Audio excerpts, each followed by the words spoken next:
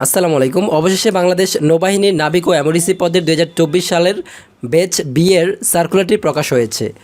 তোমরা অনেক অপেক্ষা ছিল এই সার্কুলারটির জন্য। আজকের ভিডিওতে আমরা নতুন এই সার্কুলারটি নিয়ে বিস্তারিত আলোচনা করব। মোট কথা হচ্ছে এই সার্কুলারটা নিয়ে আমরা সম্পূর্ণ বিষয়গুলো নিয়ে আলোচনা করার চেষ্টা করব। তোমরা যারা এই সার্কুলারে অ্যাপ্লিকেশন করবা, বাংলাদেশ নৌবাহিনীর নাবিক ও এমওডিসিতে যারা যোগদান করতে যাচ্ছ, তারা অবশ্যই সম্পূর্ণ ভিডিওটা দেখো। শুধু সার্কুলারটা নিয়ে আলোচনা হবে না, এখানে বিভিন্ন দিক নিয়ে আমরা আলোচনা করব। তো চলো ভিডিও শুরু করি। তার আগে বলে নিচ্ছি, তোমরা যারা এখনও আমাদের প্রধানস একাডেমি ইউটিউব চ্যানেলটি সাবস্ক্রাইব করোনি, অবশ্যই ইউটিউব চ্যানেলটি সাবস্ক্রাইব করে পাশে থাকা বেল বাটনটি বাজিয়ে রাখো। আমরা দেখতে পাচ্ছি স্ক্রিনে সার্কুলারটি, বাংলাদেশ নৌবাহিনীর নাবিক ও এমওডিসি নৌ ভর্তি ব্যাচ বি 2024। তো প্রথমে আমরা আলোচনা করি, এটা বলা হয়েছে শুধুমাত্র অনলাইনে আবেদন করা যাবে। প্রথমে আমরা বাহিনীর সার্কুলারটির ক্ষেত্রে আমরা যেটা দেখি, আবেদন শুরু কবে শেষ কবে সেটা আমরা আগে দেখে নেই। আমাদের বাংলাদেশ নৌবাহিনীর এই সার্কুলারটির আবেদন শুরু হচ্ছে, আমরা দেখতে পাচ্ছি স্ক্রিনে, 1 এপ্রিল থেকে 22 এপ্রিল পর্যন্ত আবেদন চলবে। মানে তোমরা যারা অ্যাপ্লিকেশন করতে চাচ্ছ তারা 22 দিনের মতো সময় পাচ্ছ। 1 এপ্রিল থেকে 22 এপ্রিলের মধ্যে তোমরা আবেদনটা সম্পূর্ণ করে ফেলবা। তোমরা সবাই জানো বাংলাদেশ নৌবাহিনীর সার্ভার কিন্তু লাস্ট পর্যায়ে গিয়ে ডাউন হয়ে যায়, সেক্ষেত্রে তোমরা দ্রুত অ্যাপ্লিকেশনটা করার চেষ্টা করবা। তো প্রথমে এখন আমরা জেনে নিই এখানে কী কী শাখা আছে এবং শাখার বিপরীতে শিক্ষাগত যোগ্যতা কী কী লাগবে সেটা আমরা প্রথমে জেনে নেই। শাখার নাম প্রথমে আমরা দেখতে পাচ্ছি ডিইউসির এখানে যে শাখাগুলো রয়েছে সেগুলো এখানে ডিইউসির মধ্যে যেগুলো পড়ে সেগুলো দেওয়া আছে। মেন কমিউনিকেশন ও টেকনিক্যাল, এখানে শুধু পুরুষরা অ্যাপ্লিকেশন করতে পারবে, মানে এই শাখাটায় শুধু পুরুষরা অ্যাপ্লিকেশন করতে পারবে। তো এই পদের বিপরীতে শিক্ষাগত যোগ্যতা হচ্ছে এসএসসি বিজ্ঞান বিভাগ বা সমমানে মাদ্রাসা ও ভোকেশনাল থেকে পাশ করলে অ্যাপ্লিকেশন করা যাবে। জিপিএ 3.50 ন্যূনতম পেয়ে পাশ করতে হবে। এসএসসি পরীক্ষায় উচ্চতর গণিতধারী প্রার্থীদের এবং বিএন ডাক ওয়ার্ড কোঅপারেটর সোসাইটি টেকনিক্যাল ইনস্টিটিউট হতে ন্যূনতম এ গ্রেড প্রাপ্ত প্রার্থীদের অগ্রাধিকার দেওয়া হবে। এখানে লাস্ট যে কথাটা বলা হয়েছে, তোমার উচ্চতর গণিত এবং ওই যে টেকনিক্যাল স্কুল থেকে পাশ করা, মানে এইটা হচ্ছে তোমার অপশনাল বলতে এটা তোমার লাগবে। যাদের আছে তারা হচ্ছে এখানে একটা সুযোগ পাবে, আর যাদের নাই সেক্ষেত্রে কোনো প্রকার প্রবলেম নাই, তোমরা অ্যাপ্লিকেশন করতে পারবা। জাস্ট বিজ্ঞান বিভাগ থেকে এসএসসি এবং সমমানে পাশ করলে 3.50 পেয়ে পাশ করলে ডিওসি সিমেনে অ্যাপ্লিকেশন করতে পারবা। তারপর যে শাখাটি আছে সেটি হচ্ছে মেডিকেলের ক্ষেত্রে এখানে শুধু পুরুষরাই অ্যাপ্লিকেশন করতে পারবে। পুরুষদের শিক্ষাগত যোগ্যতা হচ্ছে মেডিকেলের এই ট্রেডের ক্ষেত্রে জীববিজ্ঞান সহ এসএসসি বিজ্ঞান বিভাগ থেকে পাশ করতে হবে। সমমানে এসএসসি এবং সমমানে পাশ করলে তুমি এখানে অ্যাপ্লিকেশন করতে পারো। অবশ্যই তোমার জীববিজ্ঞান থাকতে হবে। আর পয়েন্ট হচ্ছে 3.50 পেয়ে ন্যূনতম তুমি এখানে অ্যাপ্লিকেশন করার মতো যোগ্যতা অর্জন করতে পারো। তারপর হচ্ছে পেট্রোলম্যান, রাইটার, স্টোর ও এমওডিসি নো, যারা পুরুষ আছো তারা এখানে অ্যাপ্লিকেশন করতে পারবা। এই ট্রেডগুলোর ভিত্তিতে শিক্ষাগত যোগ্যতা হচ্ছে এসএসসি সমমানে মাদ্রাসা ও ভোকেশনাল থেকে পাশ করলেও তুমি এখানে অ্যাপ্লিকেশন করতে পারো। জিপিএ 3 পেলেই তুমি এখানে অ্যাপ্লিকেশন করতে পারতেছো। এই শাখাগুলোর ক্ষেত্রে পেট্রোলম্যান, রাইটার, স্টোর ও এমওডিসি নো, অনেকে আছো যে তোমরা বিভিন্ন শাখায় পড়াশোনা করো, যেমন সায়েন্সের বাহিরে যারা পড়াশোনা করতেছো, যেমন আর্টস কমার্সে যারা পড়াশোনা করতেছো, তারাও চাচ্ছ বাংলাদেশ নৌবাহিনীতে যোগদান করতে। তোমরা চাইলে এই শাখাটা চয়েস করতে পারো। এখানে তুমি এসএসসি এবং সমমানে 3.50 পেয়ে পাশ করলে অ্যাপ্লিকেশন করতে পারো, কোনো প্রকার শাখা উল্লেখ নাই। কোক ও স্টুয়ার্ড পুরুষ, এসএসসি ও সমমানে পাশ করছো, মাদ্রাসা ও ভোকেশনাল থেকে পাশ করলে অ্যাপ্লিকেশন করা যাবে। 2.50 পেলে অ্যাপ্লিকেশন করা যাচ্ছে। এই শাখাটাতেও কোনো প্রকার সায়েন্স কমার্স আর্টস ভেদাভেদ নাই, তোমরা সবাই অ্যাপ্লিকেশন করতে পারবা। তারপর সর্বশেষ শাখা হচ্ছে টুপাসের ক্ষেত্রে 8ম শ্রেণী পাস।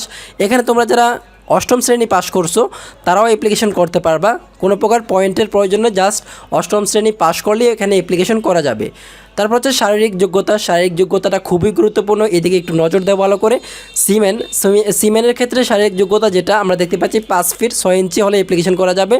বুকের মাপ সবগুলো ট্রেডের ক্ষেত্রে 30 ইঞ্চি বাই 32 ইঞ্চি, সম্প্রসারণ করলে 2 ইঞ্চি বাড়তে হবে। ঠিক আছে, তো এখানে ওজন যেটা বলা হয়েছে বয়স ও উচ্চতা অনুযায়ী ওজন দেখা হবে। চোখের দৃষ্টি হচ্ছে 6/6, এটা সব ট্রেডগুলোর ক্ষেত্রে থাকতে হবে, আমি বারবার আর বলতেছি না। পেট্রোলম্যানের ক্ষেত্রে উচ্চতাটা লাগবে একটু বেশি, 5 ফিট 8 ইঞ্চি হলে পেট্রোলম্যান অ্যাপ্লিকেশন করা যাবে। তারপর হচ্ছে অন্যান্য শাখা যেমন communication, technical, medical, writer, store ও কোক স্টুয়ার্ড, টোপাসের ক্ষেত্রে তোমাদের এখানে 5 ফিট 4 ইঞ্চি লাগতেছে। অনেকের উচ্চতা কম, তারা এই যে এই শাখাগুলোতে অন্যান্য শাখা যেমন এই communication, technical, medical, writer, store, cook, steward, topass এই শাখাগুলোতে তোমরা অ্যাপ্লিকেশন করবা।